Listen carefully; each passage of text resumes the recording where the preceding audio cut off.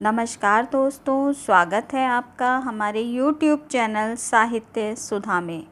दोस्तों, जैसा कि आप सभी जानते हैं कि हम हिंदी विषय से UGC नेट JRF 2022 की परीक्षा की तैयारी कर रहे हैं। दोस्तों, परीक्षा की डेट आ चुकी है, लेकिन आप लोग घबराएं मत। परीक्षा हमारी जुलाई में तो होने का कोई सवाल ही नहीं उठता। अगस्त में एंड में जाके हमारी परीक्षा होगी, क्योंकि NTA के इतिहास को देखते हुए मुझे नहीं लगता कि परीक्षा इतनी टाइमली हो पाएगी। और अगर अगस्त में भी होती है तो भी हम पे टाइम है। हम जितना हो सके जल्दी करने की कोशिश करेंगे और आप लोग अपनी बुक से भी पढ़ते रहें, शुरू की यूनिट्स को कंप्लीट करें, ताकि ये यूनिट 5 से लेकर 10 तक मैं आपको कंप्लीट कराऊंगी। तो दोस्तों, हम यूनिट 7 को पढ़ रहे हैं। यूनिट 8, 9 और 10 हम पूरी कर चुके हैं। यदि आप भी यूनिट 8, 9 और 10 को कंप्लीट करना चाहते हैं तो उनकी प्लेलिस्ट का लिंक मैं अपने डिस्क्रिप्शन बॉक्स में दे दूंगी, तो आप भी उन्हें देख सकते हैं। दोस्तों, बात करते हैं यूनिट 7 की। यूनिट 7 कहानियों की यूनिट है, जिसमें 21 कहानियों को शामिल किया गया है, जिसमें से 10 कहानियों को हम पढ़ चुके हैं। और आज हम इसी श्रृंखला में अपनी आज की 11वीं कहानी को पढ़ेंगे, जिसका शीर्षक है चीफ की दावत, जिसके लेखक हैं भीष्म साहनी। दोस्तों, सबसे पहले हम भीष्म साहनी जी के जीवन के विषय में तथा उनकी रचनाओं के विषय में जानेंगे, जो कि परीक्षा के दृष्टिकोण से बहुत उपयोगी है। भीष्म साहनी जी का जन्म 8 अगस्त 1915 को हुआ था और उनकी मृत्यु 11 जुलाई 2003 में हुई थी। भीष्म साहनी जी का जन्म रावलपिंडी, पाकिस्तान में हुआ था। ये आधुनिक हिंदी साहित्य के प्रमुख स्तंभों में से एक थे। 1937 में लाहौर गवर्नमेंट कॉलेज लाहौर से अंग्रेज़ी साहित्य में इन्होंने MA करने के बाद 1958 में पंजाब विश्वविद्यालय से PhD की उपाधि हासिल की थी। विभाजन के बाद उन्होंने भारत आकर समाचार पत्रों में लिखने का काम किया था। वे अम्बाला, अमृतसर में अध्यापक रहने के बाद दिल्ली विश्वविद्यालय में साहित्य के प्रोफेसर भी रहे थे। मॉस्को में विदेशी भाषा प्रकाशन गृह में अनुवादक के काम में कार्यरत रहे। उन्होंने 1975 में तमस उपन्यास के लिए साहित्य अकादमी पुरस्कार प्राप्त किया। 1975 में शिरोमणि लेखक अवार्ड पंजाब सरकार के द्वारा उन्हें दिया गया। 1980 में एफ्रो एशियन राइटर्स एसोसिएशन का लोटस अवार्ड भी उन्हें मिला। 1983 में सोवियत लैंड नेहरू अवार्ड भी उनको प्राप्त हुआ और 1998 में भारत सरकार के द्वारा पद्म भूषण अलंकरण से भी उन्हें विभूषित किया गया। इतने सारे पुरस्कार भीष्म साहनी जी को मिले थे। दोस्तों, बात इनकी कृतियों की करें तो इनके ईयर ढंग से नोट कर लें, क्योंकि इनकी कृतियों से बहुत सारे प्रश्न बनते हैं, हर परीक्षा में बनते हैं, तो आप इनको ठीक से नोट कर लें। नाटक जो है इनका हानूश, जो 1977 में आया। कबीरा खड़ा बाज़ार में 1981 में। माधवी 1985 में। मुआवजे 1993 में। रंग दे बसंती चोला 1998 में। आलमगीर ये 1999 में। ये इनके नाटक थे, जिसमें हानूश से इस बार भी प्रश्न बना था। ये सबसे पहला था इनका, जो कि 1977 में आया था। कहानी संग्रह इनके हैं भाग्य रेखा, जो कि 1953 में। पहला पाठ 1957 में। भटकती राख 1966 में। पटरियाँ 1973 में। वाकचू 1978 में। शोभा यात्रा 1981 में। नशाचर 1983 में।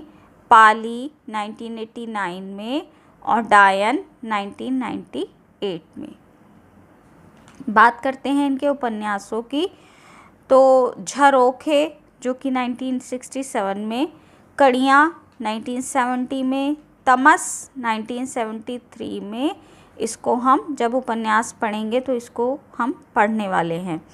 बसंती 1980 में, मैया दास की माड़ी 1988 में, कुंतो 1993 में, नीलू, नीलिमा, नीलोफर ये 2000 में, जय हिंद की सेना ये 1910 में।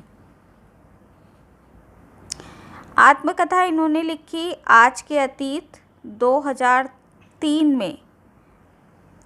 बाल कथा भी इन्होंने लिखी है जिसको हम गुलेल का खेल नाम से जानते हैं। अब बात करते हैं हमारी आज की कहानी की, जिसका नाम है चीफ की दावत। चीफ की दावत भीष्म साहनी जी की प्रमुख कहानी है। इस कहानी में उन्होंने मध्यम वर्गीय समाज के खोखलेपन और दिखावापन को दर्शाया है।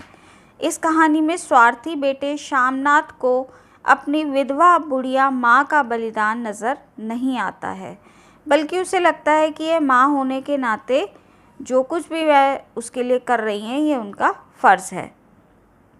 चीफ की दावत कहानी 1956 में व्यंग्यात्मक शैली में लिखी गई कहानी है, जो पहला पाठ कहानी संग्रह में संकलित है। अब ये बात नोट करने लायक है कि ये कहानी जो है ये पहला पाठ कहानी संग्रह में संकलित है और व्यंग्यात्मक शैली में लिखी है और 1956 में लिखी गई थी। कहानी के पात्रों को देख लेते हैं, जिसमें पहला और मुख्य पात्र है श्यामनाथ। श्यामनाथ एक स्वार्थी, अवसरवादी और मध्यम वर्गीय व्यक्ति है जो पदोन्नति के लिए कुछ भी करने को तैयार है। श्यामनाथ की पत्नी जो पति के हर अच्छे बुरे काम में उसका साथ देती है, ऐसी उसकी पत्नी है। श्यामनाथ की माँ पुराने ख्यालों वाली, अनपढ़ होने के कारण हर जगह उसे दरकिनार किया जाता है, उसकी विधवा बुढ़िया माँ है। चीफ श्यामनाथ का बॉस जो एक अमेरिकी है, जो आदर्शवादी और शिष्टाचारी व्यक्ति है। भीष्म साहनी जी ने चीफ की दावत कहानी में युवा पीढ़ी के संवेदनहीन व्यवहार, स्वार्थपन, माँ के प्रति विक्षिप्त मानसिकता को चित्रित किया है। अपनी पदोन्नति के लिए युवा वर्ग रिश्तों को महत्व नहीं देता है, ये इस कहानी में उन्होंने दर्शाने का प्रयास किया है। अब कहानी को देख लेते हैं। दोस्तों, कहानी को शुरू करने से पहले मेरा आपसे अनुरोध है कि यदि आपको मेरी वीडियो अच्छी लगे तो मेरे चैनल को सब्सक्राइब करना ना भूलें। वीडियो को पूरा देखें, लाइक और शेयर भी कीजिए। साथ ही बेल आइकन को भी दबा दें ताकि मेरी आने वाली सभी वीडियो की नोटिफिकेशन आपको मिल सके। तो चलिए कहानी को शुरू करते हैं।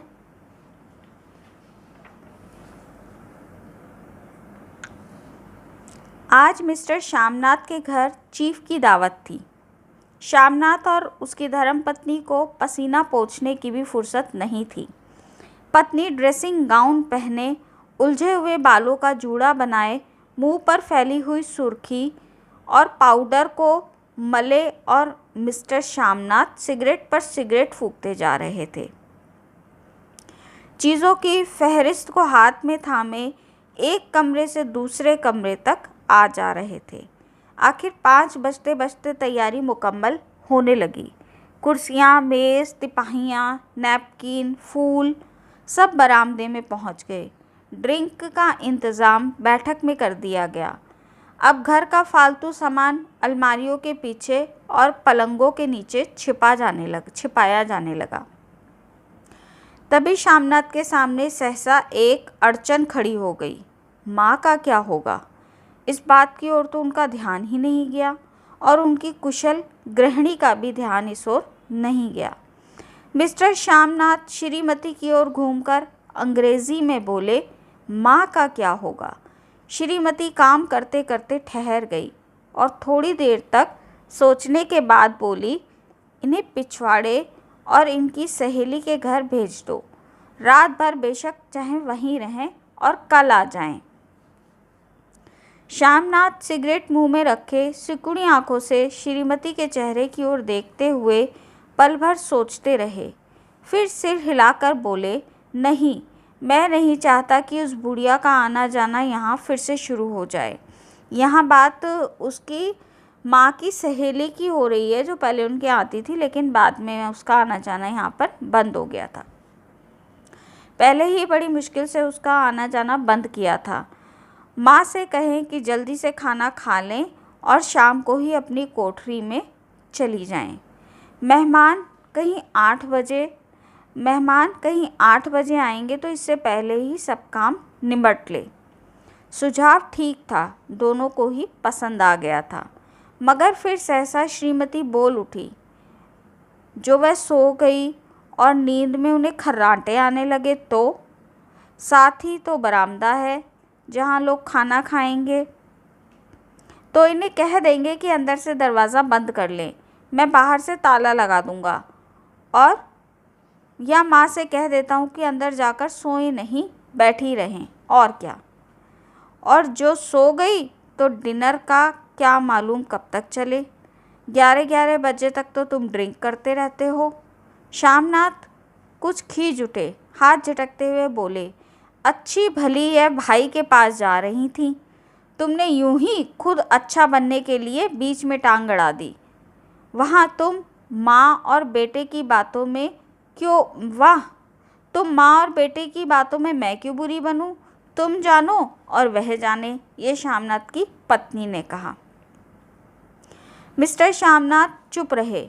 यह मौका बहस का नहीं था, समस्या का हल ढूंढने का था। उन्होंने घूमकर माँ की कोठरी की ओर देखा।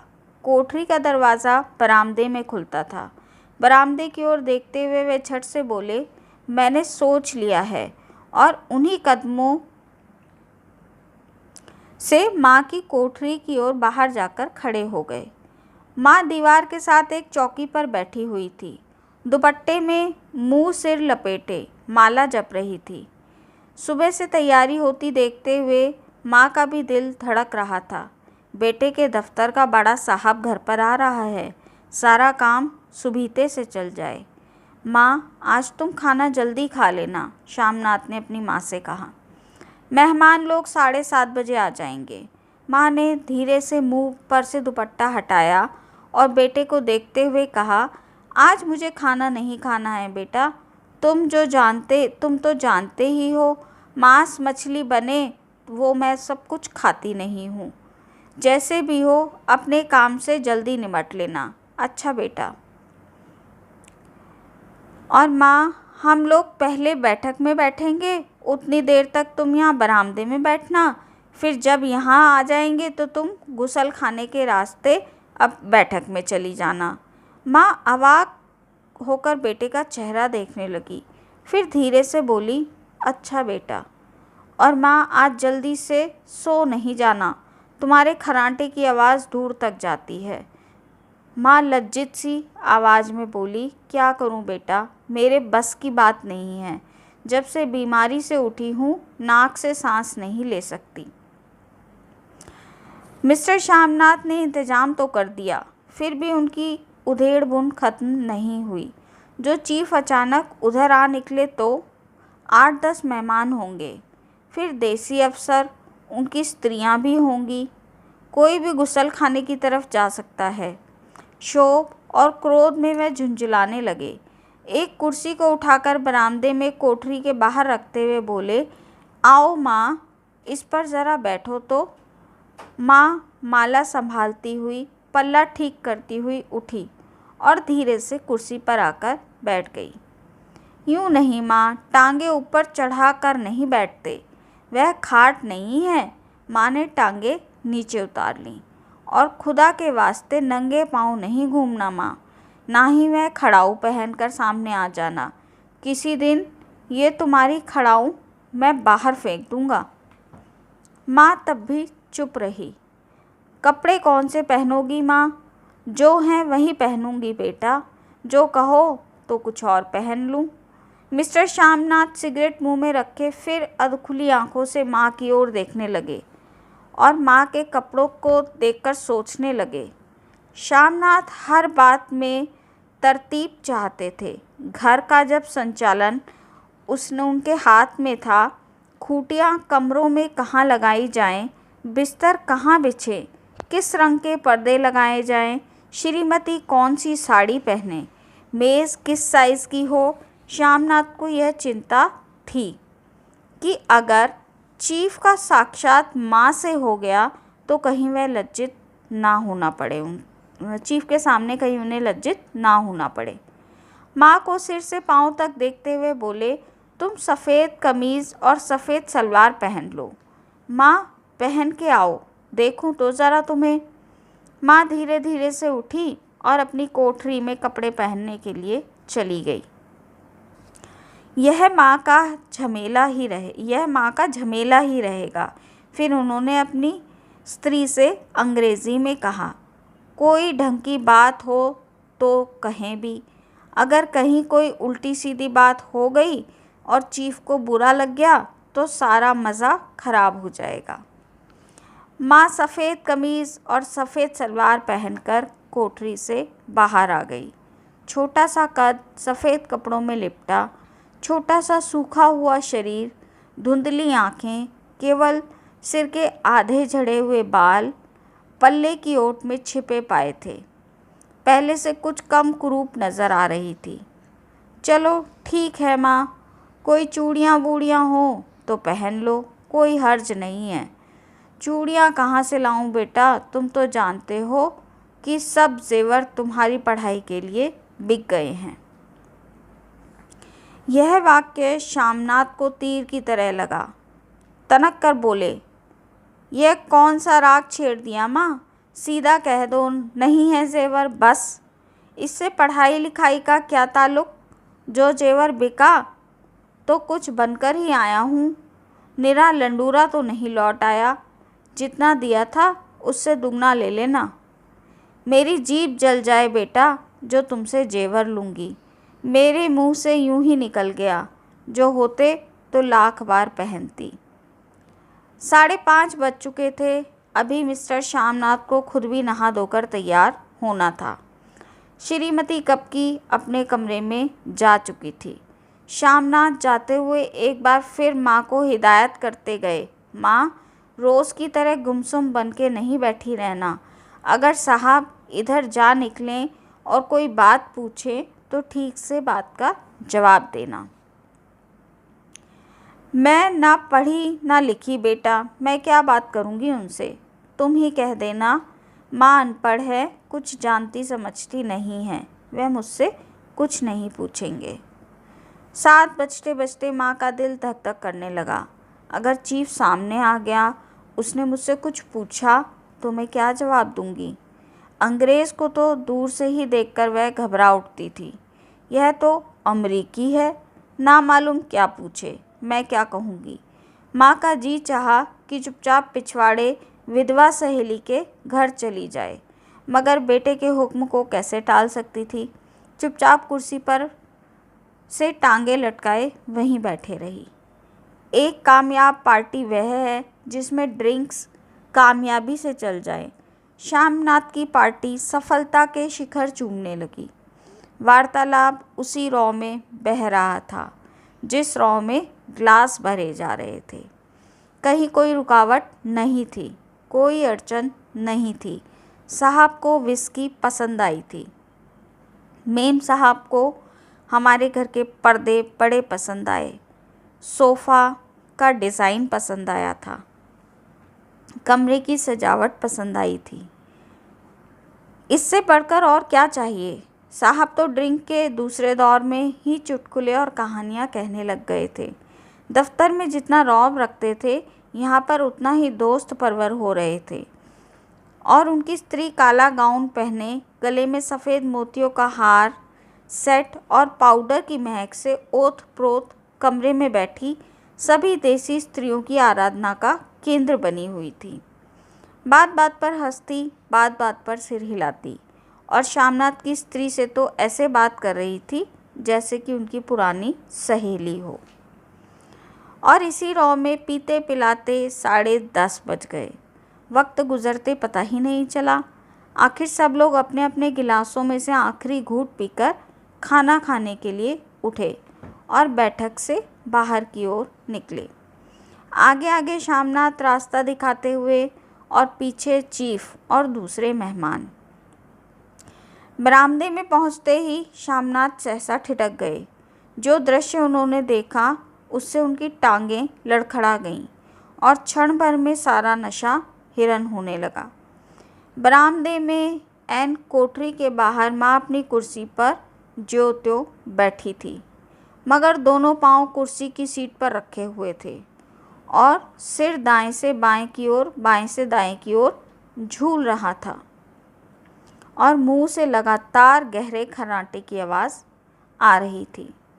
जब सिर कुछ देर के लिए टेढ़ा होकर एक तरफ को थम जाता तो खर्राटे और भी गहरे उठते थे और फिर जब झटके से नींद टूटती तो फिर सिर दाएं से बाएं की ओर और बाएं से दाएं की ओर झूलने लगता। पल्ला सिर पर से खिसक गया था और माँ के झड़े हुए बाल आधे गंजे सिर पर अस्त व्यस्त बिखर रहे थे। देखते ही शामनाथ क्रुद्ध हो गए। जी चाहा कि माँ को धक्का देकर उठा दे और उन्हें कोठरी में धकेल दे, मगर ऐसा करना संभव नहीं था। चीफ और बाकी मेहमान भी तो साथ खड़े थे। माँ को देखते ही देसी अफसरों की कुछ स्त्रियां हंस दीं कि इतने में चीफ ने धीरे से कहा, पुअर डियर। माँ हड़बड़ाकर उठकर बैठ गई। सामने खड़े इतने सारे लोगों को देखकर ऐसी घबराई कि कुछ कहते ही नहीं बना। झट से पल्ला सिर पर रखती हुई खड़ी हो गई और ज़मीन को देखने लगी। उनके पांव लड़खड़ाने लगे और हाथों की उंगलियां थरथर कांपने लगीं। माँ, तुम जाके सो जाओ, तुम क्यों इतनी देर तक जाग रही थीं? और खिसियाई हुई नज़रों से शामनाथ चीफ के मुंह की ओर देखने लगे। चीफ के चेहरे पर मुस्कुराहट थी। वह वहीं खड़े खड़े बोले, नमस्ते। माँ झिझकते हुए अपने सिमटते हुए दोनों हाथों को जोड़े, मगर एक हाथ दुपट्टे के अंदर माला को पकड़े हुए था, दूसरा बाहर ठीक से नमस्ते भी नहीं कर पाई। शामनाथ इस पर खिन्न हो उठे। इसमें चीफ ने अपना दायां हाथ मिलाने के लिए माँ के आगे किया। माँ और भी घबरा उठी। माँ, हाथ मिलाओ, शामनाथ ने कहा। पर हाथ कैसे मिलाती? दाएं हाथ में तो माला थी। घबराहट में माँ ने बायां हाथ ही साहब के हाथ में रख दिया। शामनाथ दिल ही दिल में जल उठे। देसी अफसरों की स्त्रियां खिलखिलाकर हंस रही थीं। यूँ नहीं माँ, तुम तो जानती हो दायां हाथ मिलाया जाता है, दायां हाथ मिलाओ। मगर जब तक चीफ की माँ बायां हाथ बार बार हिलाकर मगर तब तक चीफ माँ का बायां हाथ बार बार हिलाकर कह रहे थे, हाउ डू यू डू? कहो माँ, मैं ठीक हूँ, खैरियत से हूँ। माँ थोड़ा बहुत कुछ बड़बड़ाई। माँ कहती है, मैं ठीक हूँ। कहो माँ, हाउ डू यू डू? माँ धीरे से सकुचाते हुए बोली, हाउ डू डू। एक बार फिर कहा उठा। वातावरण हल्का होने लगा। साहब ने स्थिति संभाल ली थी। लोग हंसने और चहकने लगे थे। शामनाथ के मन का क्षोभ भी कुछ कम होने लगा था। साहब अपने हाथ में माँ का हाथ अब पकड़े हुए थे और माँ सिकुड़ी जा रही थी। साहब के मुंह से शराब की बू आ रही थी। शामनाथ अंग्रेज़ी में बोले, मेरी माँ गांव की रहने वाली है, उम्र भर गांव में ही रही है, इसीलिए आपसे लजा रही है। साहब इस पर खुश नजर आए। बोले, सच? मुझे गांव के लोग बहुत पसंद हैं। तब तो तुम्हारी माँ गांव के गीत और नाच भी जानती होगी। चीफ खुशी से सिर हिलाते हुए माँ को टकटकी बांधे हुए देखने लगे। माँ, साहब कहते हैं कोई गाना सुनाओ, कोई पुराना गीत तुम्हें याद हो तो गाओ। माँ धीरे से बोली, मैं क्या गाऊंगी बेटा, मैंने तो कब गाया था। वाह माँ, मेहमानों का कहाँ भी कोई टालता है। साहब ने इतना रीझ से कहा है, नहीं गाओगी तो साहब बुरा मान जाएंगे। मैं क्या गाऊं बेटा, मुझे क्या आता है। वाह, कोई बढ़िया टप्पे सुना दो, 2 पत्तर अनारा दें। देसी अफसर और उनकी स्त्रियों ने इस सुझाव पर तालियां पीटीं।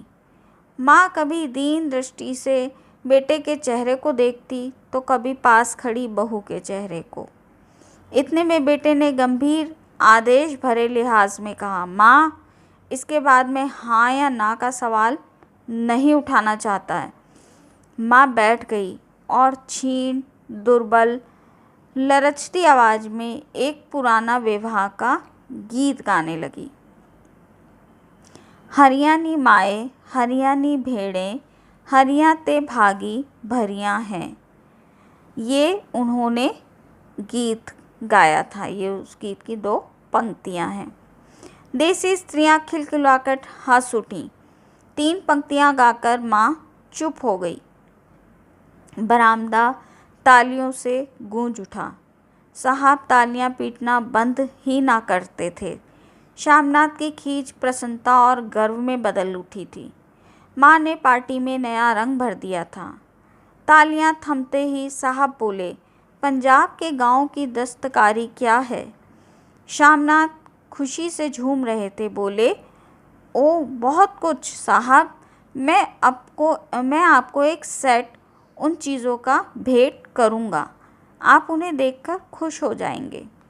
मगर साहब ने सिर हिलाकर अंग्रेज़ी में फिर पूछा, नहीं, मैं दुकानों की चीज़ नहीं मांगता।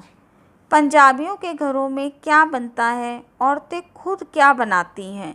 श्यामनाथ कुछ सोचते हुए बोले, लड़कियां गुड़ियां बनाती हैं और औरतें फुलकारियां बनाती हैं। फुलकारी क्या?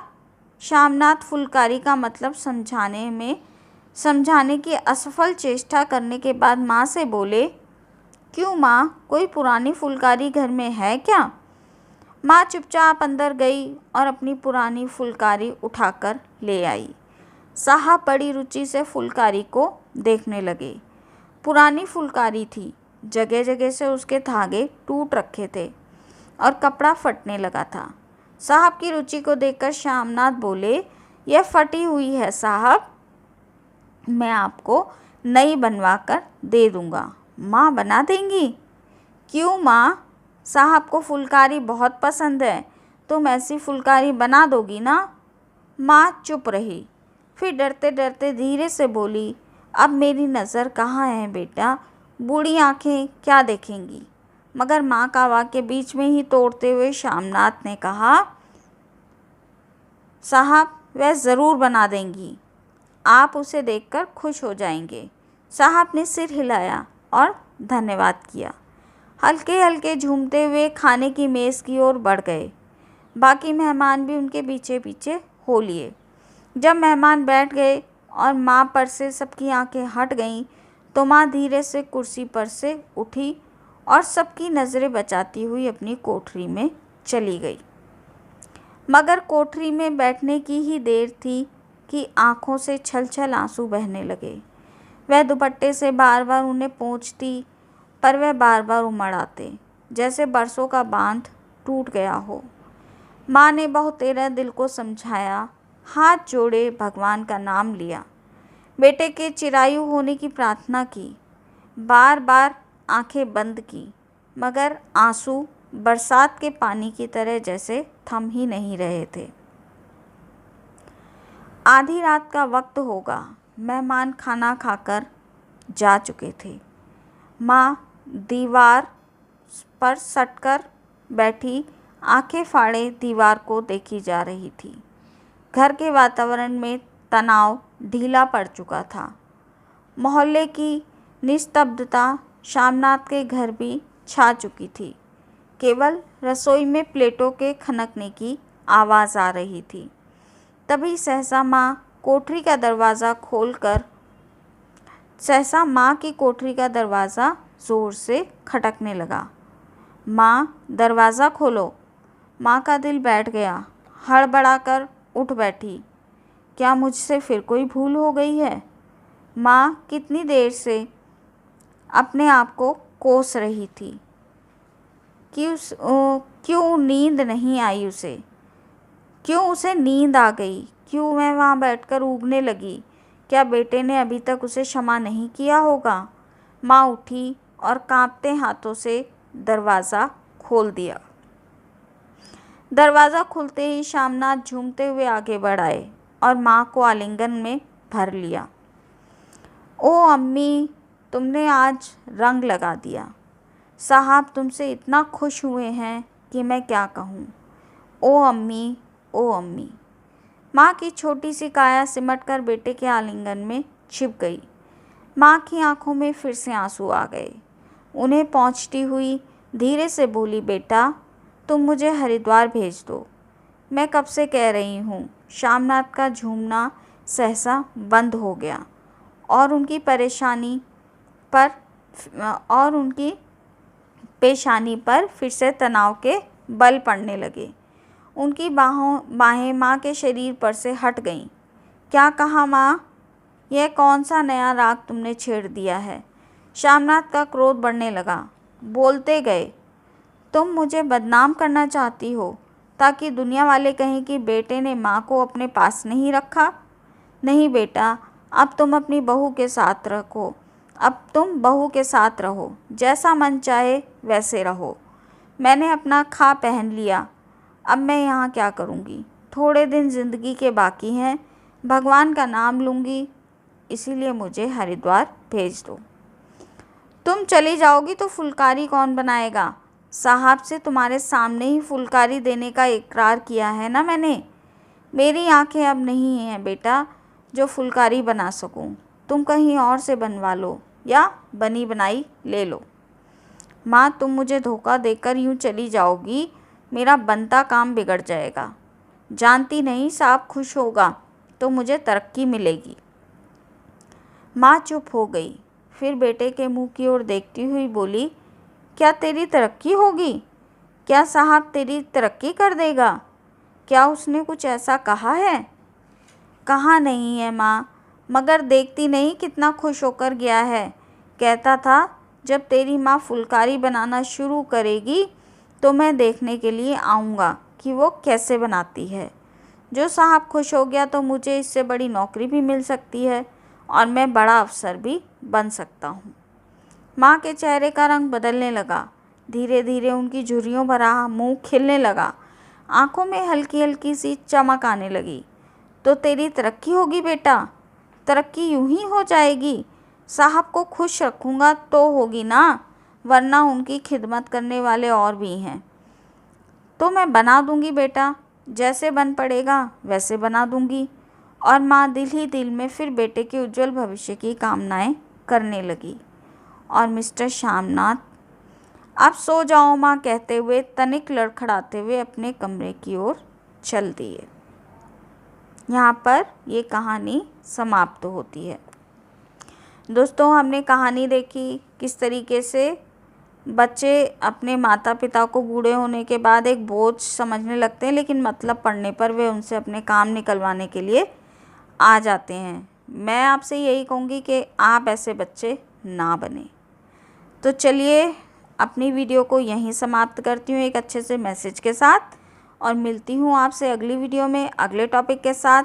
तब तक के लिए नमस्कार।